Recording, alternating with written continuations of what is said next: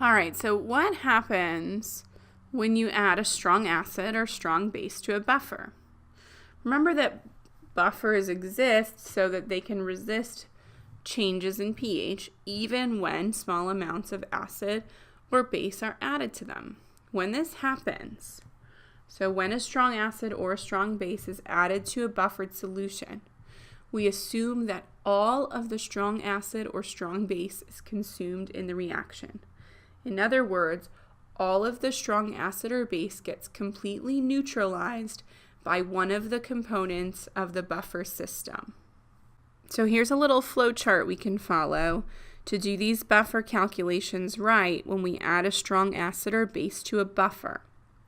We start out with our buffered solution, HX and X minus. We add a strong acid, okay, and the conjugate base, the X minus, reacts with that strong acid to produce HX and water. When that happens, we need to do a stoichiometric calculation to recalculate the amount of HX and X minus.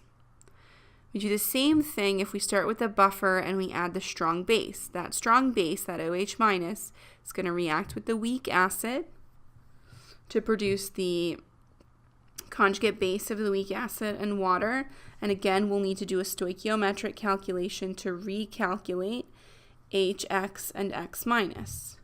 Once we recalculate, we can use the Ka and those new concentrations to calculate the hydrogen ion concentration and the pH using the equilibrium calculations that we're familiar with doing.